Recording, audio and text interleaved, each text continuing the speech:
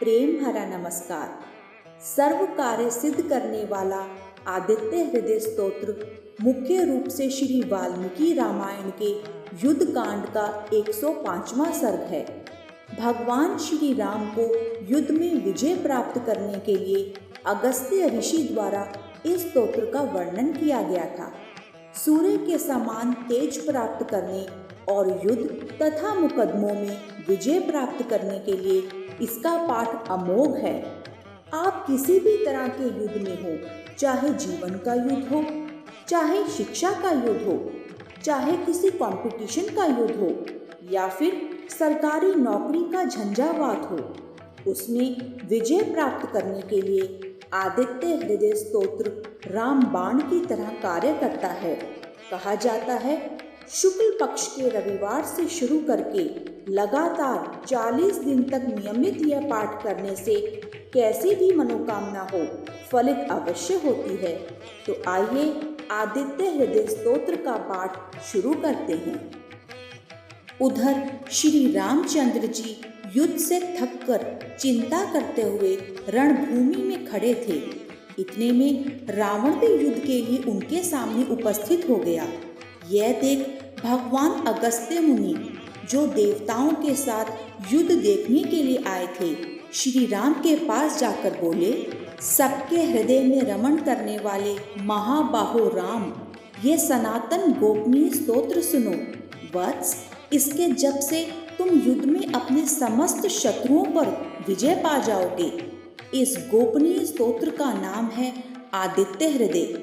यह परम पवित्र और संपूर्ण शत्रुओं का नाश करने वाला है। इसके जप से सदा विजय की प्राप्ति होती है। यह नित्य अक्षय और परम कल्याणमय स्तोत्र है। संपूर्ण मंगलों का भी मंगल है। इससे सब पापों का नाश हो जाता है। यह चिंता और शोक को मिटाने तथा आयु को बढ़ाने वाला उत्तम साधन है। भगवान सूर्य अपनी अनंत किरणों से सुशोभित रश्मिमान हैं। ये नित्य उदय होने वाले समुद्यन देवता और असुरों से नमस्कृत विवस्वान नाम से प्रसिद्ध प्रभा का विस्तार करने वाले भास्कर और संसार के स्वामी भुवनेश्वर हैं। तुम इनका पूजन करो। संपूर्ण देवता इन्हीं के स्वरूप हैं। ये तेज की राशि तथा अपनी किरणों से जगत को सत्ता एवं स्फूर्ति प्रदान करने वाले हैं। ये ही अपनी रश्मियों का प्रसार करके देवता और असुरों सहित संपूर्ण लोकों का पालन करते हैं। ये ही ब्रह्मा, विष्णु, शिव, स्कंद, प्रजापति, इंद्र, कुबेर, काल, यम, चंद्रमा, वरुण, पितर, वसु, साध्य, अश्विनी कुमार, मरुदगण, मनु, वायु, अग्नि, प्रजा, प्राण, ऋतुओं को प्रकट करने वाले तथा प्रभा के पुंज हैं।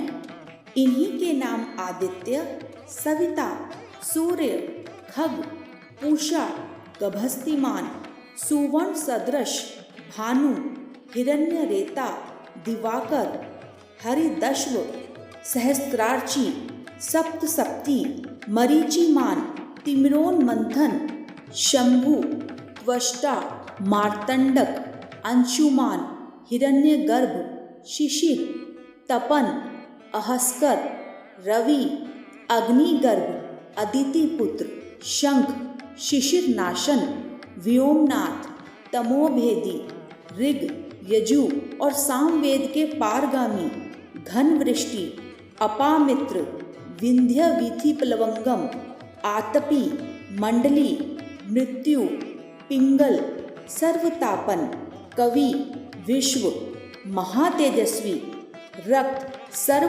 भवोद्भव, नक्षत्र और तारों के स्वामी विश्वभावन, तेजस्वियों में भी अति तेजस्वी तथा द्वादशात्मा है। आपको नमस्कार है।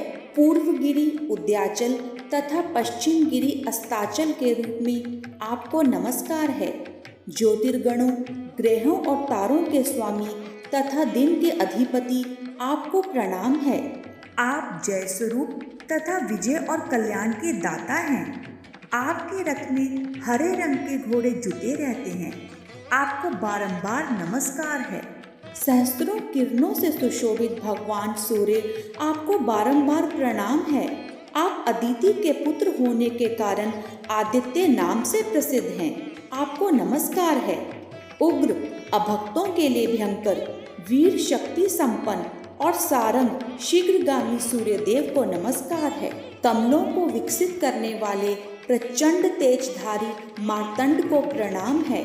परात्पर रूप में आप ब्रह्मा, शिव और विष्णु के भी स्वामी हैं। सूर्य आपकी संज्ञा है। यह सूर्यमंडल आपका ही तेज है। आप प्रकाश से परिपूर्ण हैं। सबको स्वाहा कर देने वाला अग्नि आपका ही स्वरूप है। आप रौद्र रूप धारण करने वाले हैं। आपको नमस्कार है। आप अज्ञान और अंधकार के नाशक, जड़ता एवं शीत के निवारक तथा शत्रु का नाश करने वाले हैं। आपका स्वरूप अप्रमेय है।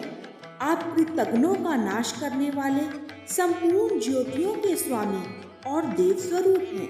आपको नमस्कार है। आपकी प्रभा तपाए हुए सुवर्ण के समान है। आप हरि, अज्ञान का हरण करने वाले और विश्वकर्मा, संसार की सृष्टि करने वाले हैं। तम के नाशक, प्रकाश स्वरूप और जगत के साक्षी हैं। आपको नमस्कार है। रघुनंदन, ये भगवान सूर्य ही संपूर्ण भूतों का संहार, सृष्टि और पालन करते हैं। ये ही अपनी किरणों से गर्मी पहुंचाते और वर्षा करते हैं। ये सब भूतों में अंतर्यामी रूप से स्थित होकर उनके सो जाने पर भी जागते रहते हैं। ये ही अग्निहोत्र तथा अग्निहोत्री पुरुषों को मिलने वाले फल हैं। यज्ञ में भाग ग्रहण करने वाले देवता, यज्ञ और यज्ञों के फल भी ये ही हैं। संपूर्ण लोकों में जितनी क्रियाएं होती हैं, उन सब का फल देने में ये ही पूर्ण समर्थ हैं। राघव, विपत्ति में, कष्ट में, दुर्गम मार्ग में तथा और किसी भय के अवसर पर जो कोई पुरुष इन सूर्य देव का कीर्तन करता है, उसे दुख नहीं भोगना पड़ता। इसलिए तुम एकाग्रचित होकर इन देवादि देव जगदीश्वर की पूजा करो। इस आदित्य हृदय स्तोत्र का 3 बार जप करने से कोई भी युद्ध में विजय प्राप्त कर सकता है। महाबाहो, तुम इसी क्षण रावण का वध कर सकोगे। यह कहकर अगस्त्य जी जैसे आए थे उसी प्रकार चले गए। उनका उपदेश सुनकर महातेजस्वी श्री रामचंद्र जी का शोक दूर हो गया।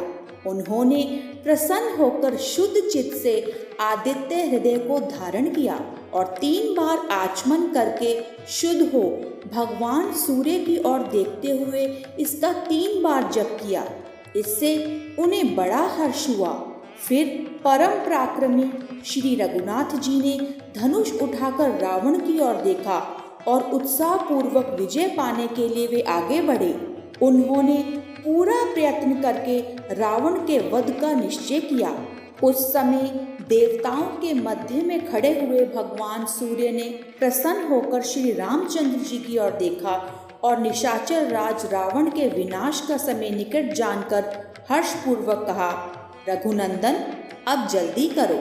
इस प्रकार अगस्त्य ऋषि द्वारा श्री राम को दिया गया आदित्य हृदय स्तोत्र समाप्त हुआ।